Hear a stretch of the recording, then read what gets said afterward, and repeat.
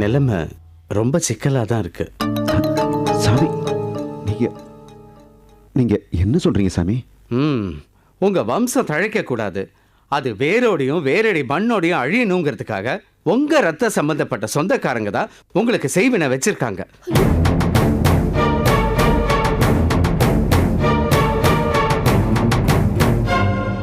அட கடவுளே, நாங்க யாருக்கு என்ன கெடுதல் பண்ணோம்? கஷ்டம் வந்தவங்கள கை தூக்கி விடுறதுக்கு நாங்க ஒரு நாள் யோசிச்சது இல்லையே. எங்களுக்கு போயா செய்வன வச்சிருக்காங்க? யாரு இப்படி செஞ்சிருப்பாங்கன்னு உங்களால சொல்ல முடியுமா சாமி? ஏன் இப்ப யாருன்னு தெரிஞ்சுட்டு அவன் மேல கேஸ் போட போறீங்களா? அது இல்ல சார். இங்க பாருங்க ரத்னவேலு, பணக்காரனுக்கு எப்படி பணத்துக்கு பஞ்சம் இல்லையோ அதே மாதிரிதான் பகைக்கும்.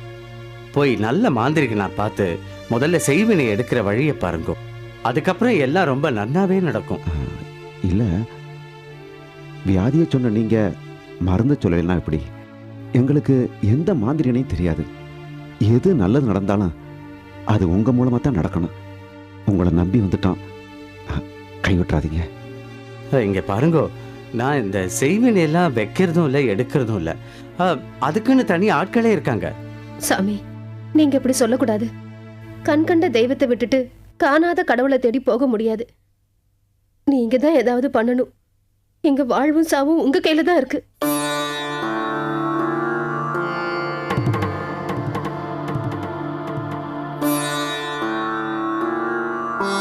யோசிக்காதீங்க சாமி, சரின்னு சொல்லுங்க. சரி, செஞ்சு தரேன்.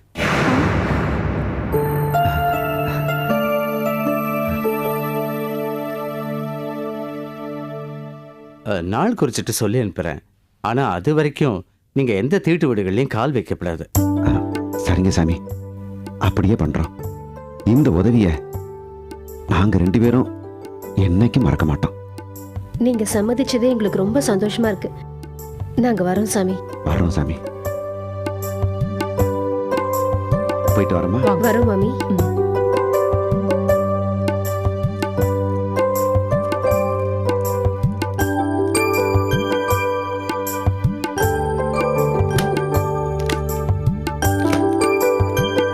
ஏன்னா நீங்க என்ன காரியம் பண்ணிட்டு இருக்கேன்?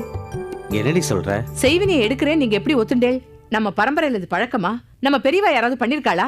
இல்ல உங்களுக்குன்னு ஒரு பொண்டாட்டி குழந்தை இருக்கிறத நீங்க மறந்துட்டேளா? நாளைக்கு ஒண்ணு கிடக்க ஒண்ணு ஏதாவது ஆயிடுத்துன்னா நானும் என் குழந்தையும் தான் நடுத்தருவுல நிக்கணும். இங்க பாருங்க, வழி கேட்கிறவாளுக்கு வழி சொல்லலாமே தவிர துணைக்கு போகக்கூடாது. இதெல்லாம் நீங்க பண்றதுக்கு நான் ஒத்துக்கவே மாட்டேன். பேசி முடிச்சிட்டியா? இங்க பார், நீ சொல்ற எல்லா விஷயத்தையும் நானும் யோசிச்சு பார்த்தேன். சரின்னு சொல்றதான் நேக்கு சரின்னு பட்டுது. படும் படும். அடி அசடு அசடு, நான் என்ன செய்வினையை வைக்கவா போறேன்? எடுக்க தானடி போறேன். இங்க பார், அந்த ரத்னவேலு நன்னா வாழ்ந்தா அவரை சேர்ந்து ஒரு 100 குடும்பம் நன்னா இருக்கும். அந்த 100 குடும்பத்தில் உள்ள 400 பேர் நன்னா இருப்பாடி. அதனால தாண்டி நான் இதை செய்யறதுக்கு ஒத்துண்டேன். நீ வந்து சாப்பாடு போடுறீ. 100 குடும்பத்தை பத்தி யோசிக்கிறவங்க மனசுல தங் குடும்பத்தை பத்தின கவலை கொஞ்சமாவது இருக்கா? எனக்கோ என் குடும்பத்துக்கோ எந்த ஆபத்தும் வராது. சரியான பாதுகாப்பு ஏற்பாடு பண்ணாம நான் இந்த காரியத்துல இறங்க மாட்டேன். புரிஞ்சுதா? நீங்க 1000 சொல்லுங்க, என் மனசுல சஞ்சலம் சலங்க கட்டி ஆட ஆரம்பிச்சிடுது. அவ கிட்ட போய் இதெல்லாம் பண்ண முடியாதுன்னு சொல்லிடுங்க. பரமு, நான் வாக்கு கொடுத்துட்டேன். உன் பயத்துக்காக என்ன நான் மாத்திக்க முடியாது. உள்ள வா. பகவானே,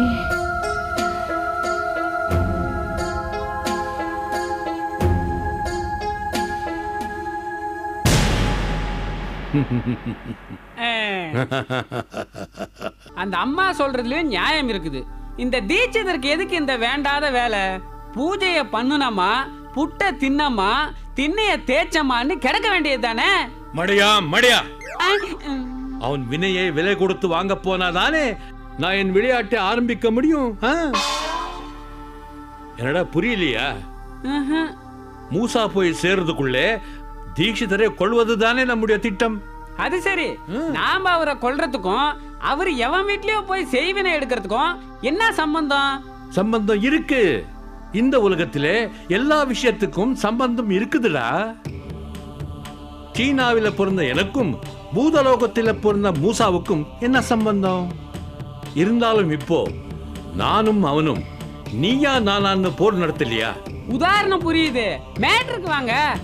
தீட்சிதர் ரத்னவேலு வீட்டுக்கு போய் செய்வினையை எடுக்க போகும் சமயத்துல செய்வினையோட என் வினையும் சேர்ந்து கூட்டணி அமைத்து தீட்சிதரை தாக்கி கொல்லும். வெளியே பாக்குறவங்களுக்கு தீட்சிதர் செய்வினை எடுக்க போய் தான் மண்டைய போட்டதாக தெரியும். ஆனா உள்ளுக்குள்ள உங்களோட திருவிளையாடல் இருக்கிறது யாருக்கும் தெரியாது. அபாரம் குருவே, அபாரம். ஆமா, எப்படி இப்படி எல்லாம் சிந்திக்கிறீங்க? ஆ? எல்லாம் நீ கத்து கொடுத்தது தாண்டா. ஆமா ஆமா, தொடர்ந்து இதையே கடைபிடிங்க. டேய் மடையா, எனக்கு பேச்சு துணை வேணுங்கிற வரைக்கும் தான் உனக்கு மூச்சு துணை இருக்கும். ஜாக்கிரதை. பா.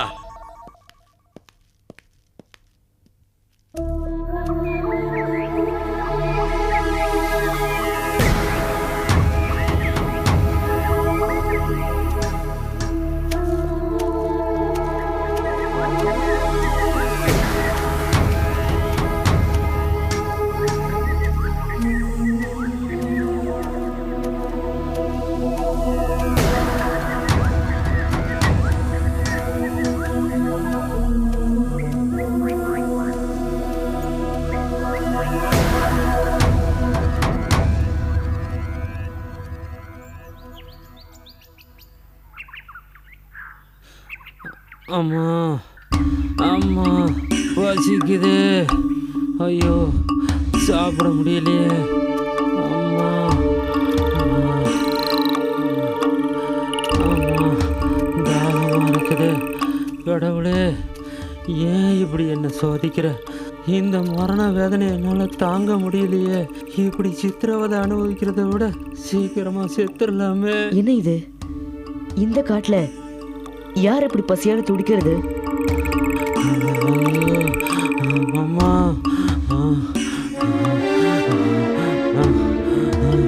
பசிக்குது. அம்மா, இப்படி சிறுக சிறுக கொல்றத விட என்ன ஒரு ஐடியா சாகடிச்சிடலாமே.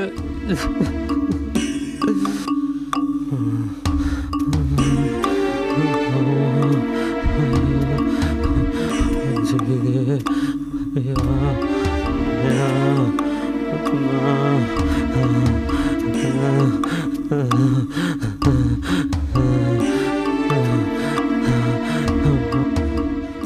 அப்பா, பசிக்குதே. பெரியவரை பார்த்தா ரொம்ப பாவமா இருக்கு.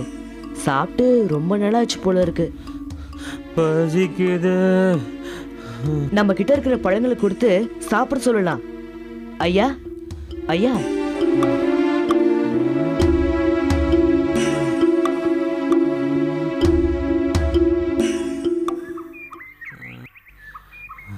தம்பி, ரொம்ப பசியா இருக்குதுப்பா, தாங்கவே முடியலப்பா.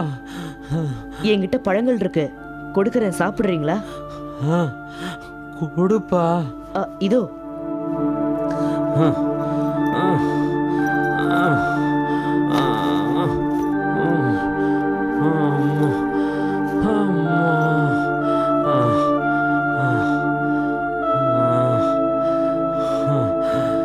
இந்தாங்க, சாப்பிடுங்க.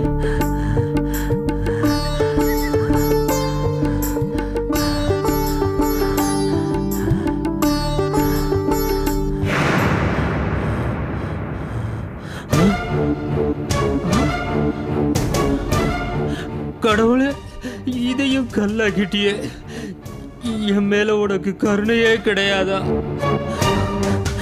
கல்லுக்குள்ள இருக்கிற தேரைக்கு கூட படி இழக்கிற உனக்கு பல வருஷமா பட்னியா கிடக்கிற என் மேல உனக்கு பரிதாபமே வரலையா?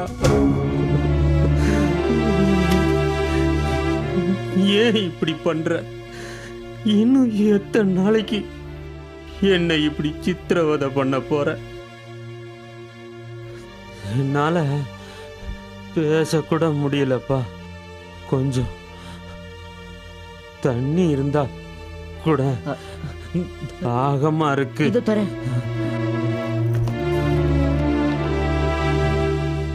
உங்களால முடியாது, நானே ஊத்துறேன்.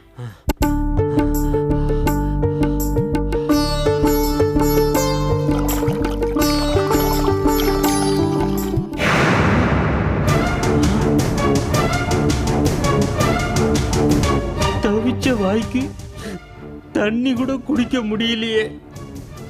இது என்ன விதி? கடவுளே, வேண்டாம், விடுப்பா.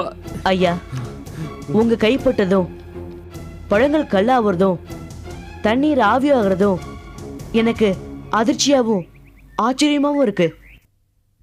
ஏன் அப்படி சொல்லுங்க ஐயா, ஏன் இப்படி? தம்பி, பொய் சொன்ன வாய்க்கு போஜனம் கிடைக்காதுன்னு சொல்லுவாங்க.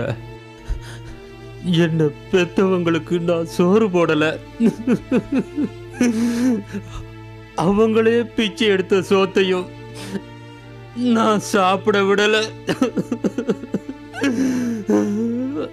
அந்த பாவம்தான் என்னை இப்படி வாட்டி வதைக்குதுப்பா.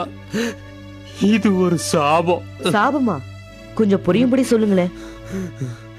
சொல்ற. என் பேரு சந்திர.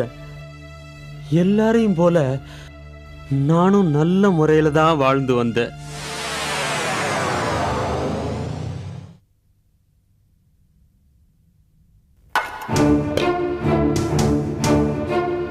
என்னம்மா இது?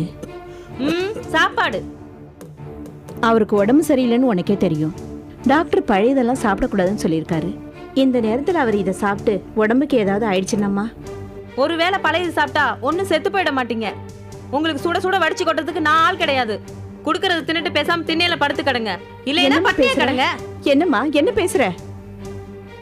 வார்த்தையை கொட்டாதம்மா. நாளைக்கு இதே நிலைமை உனக்கு வராதுன்னு என்னம்மா நிச்சயம்? என்ன சாபம் விடுறீங்களா? சாபம் விடலம்மா, நீ பண்ற கொடுமையெல்லாம் தாங்காம வர்ற வயிற்றுச்சல். இவ்வளவு பேசுற உங்களுக்கு இனிமே இந்த வீட்டுல இடம் கிடையாது, வெளில போங்க. இத பாருமா, நீ பெரியவங்கன்னு கூட பார்க்காம ரொம்ப அதிகமா பேசுற. இது என் பையன் கட்டின வீடு, எங்களுக்கும் உரிமை இருக்கு. நீ ஒண்ணு எங்களை அதிகாரம் பண்ண வேண்டாம். அப்படிதான் அதிகாரம் பண்ணுவேன். என்னங்க என்னங்க? என்னடி, என்ன பிரச்சனை? இன்னைக்கு ஒரு நாள் எனக்கு உடம்பு சரியில்லைங்க, அதனால நான் சமையல் பண்ணல. அதுக்கு இவங்க வாய்க்கு வந்தபடி எல்லாம் பேசிட்டு இருக்காங்க. நான் இனிமே இந்த வீட்ல இருக்க மாட்டேன், எங்கேயாவது போய் செத்து தொலைறேன். நீ எதுக்குடி வெளியில போனோம்? ஏமா, என்ன நினைச்சுக்கிட்டு இருக்கீங்க உங்க மனசுல? வயசாயிடுச்சுன்னா புத்தி மழுங்கி போயிருமா? இந்த பாருங்க, இவ்வளவு அனுசரிச்சு இங்க இருக்கிறதானா இருங்க, இல்லன்னா எங்கேயாவது போய் தொலைங்க. எனக்கு எந்த கவலையும் கிடையாது.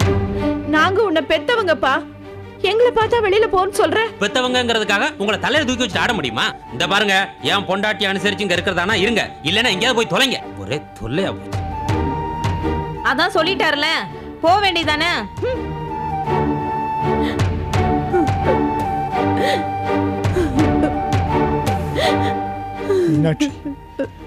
பெத்த பிள்ளை தாங்குவான்னு நினைச்சோம். ஆனா அவனே நம்மளை வீட்டை விட்டு வெளியில போன்னு சொல்லிட்டா. இதுக்கு மேல நாம இங்க தங்கணுமா? இந்த கொடுமையெல்லாம் அனுபவிச்சுக்கிட்டு வயிற்று வளர்க்கணுமா? 4 வீட்டுல பிச்சை எடுத்தாவது நாம வயிற்ற கழுவிக்கலாமா? எங்கேயாவது போயிடலாமா? அழாதம்மா, வாம்மா, வா.